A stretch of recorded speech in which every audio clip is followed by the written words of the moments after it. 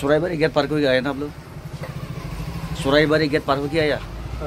कब पार हुआ? 9:30 क्या?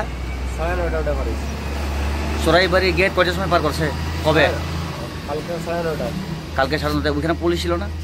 ছিল। চেকিং মেশিনে গাড়ি চেক দিয়েছে।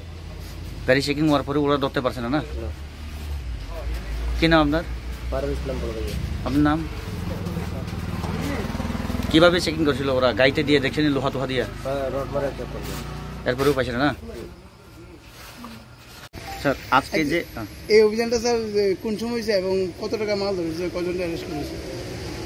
আজকে আমাদের কাছে আপনার গোপন সূত্রে আমাদের মুঙ্গিয়াঘামী থানার যে বড়বাবু আছেন ওনার কাছে একটা গোপন সূত্রে খবর আসে যে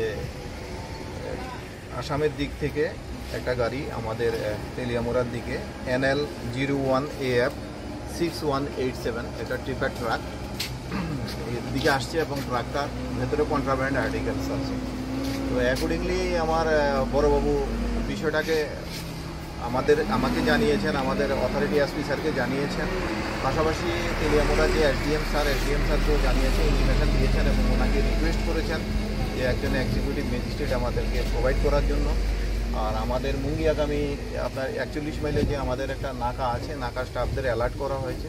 তো গাড়িটা আমরা ভোর নাগাদ এখানে আমাদের নাকার সামনে ডিটেন করার পরে এটাকে কর্ডন করে রাখি এবং এসডিএম সাহেবে যে একজন এক্সিকিউটিভ ম্যাজিস্ট্রেট পাঠিয়েছেন এবং ব্লক থেকেও আমরা দুজন স্টাফ নিয়েছি, ইন্ডিপেন্ডেন্ট উইটনেস কল করেছি। তারপরে আমি নিজে এসেছি, বড়বাবু সহ এক্সিকিউটিভ ম্যাজিস্ট্রেট সহ আমরা সবাই যখন গাড়িটাকে কর্ডন করার পরে দেখলাম গাড়িটাকে স্টোন চিপসে গাড়িটা লোডেড আছে। তো স্টোন চিপস লোডেড আছে এবং তখন গাড়ি ড্রাইভারকে বললাম স্টোন চিপসগুলি আনলোড করার জন্য। তো যখন স্টোন চিপসগুলি যখন গাড়িটা থেকে আনলোড করা হলো তখন আমরা গাড়িটার ভেতর থেকে গোলাপি রঙের প্লাস্টিকের কালারযুক্ত 54টা স্যাক আমরা পেয়েছি। আর এখানে আরেকটা জায়গাতে আমরা 18টা স্যাক পেয়েছি। তো আমরা এগুলিকে দেখলাম যে 54টা এই স্যাকের ভেতরে আপনার স্কোপ আছে, প্রত্যেকটা স্যাকের ভেতরে আপনার 150টা করে স্কোপের বোতল আছে।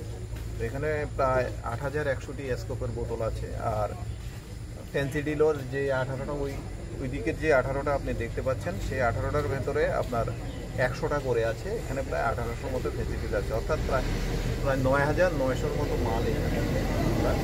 বাজার মূল্য কত হবে? এখানে বাজার মূল্য আপনার মূল্যে প্রায় এটা প্রায় 50 লাখের উপরে হবে। গাড়ির চালক এবং গাড়ির যে সহচালক ওনাদেরকেও আমরা আমাদের কাস্টডিতে নিয়েছি। কোথা থেকে মাল এসেছে এবং কোথায় যাচ্ছিল? অ্যাকচুয়ালি এটা তদন্ত সাপেক্ষে আমরা এখন আপনাদের কাছে না বললেই ভালো হবে।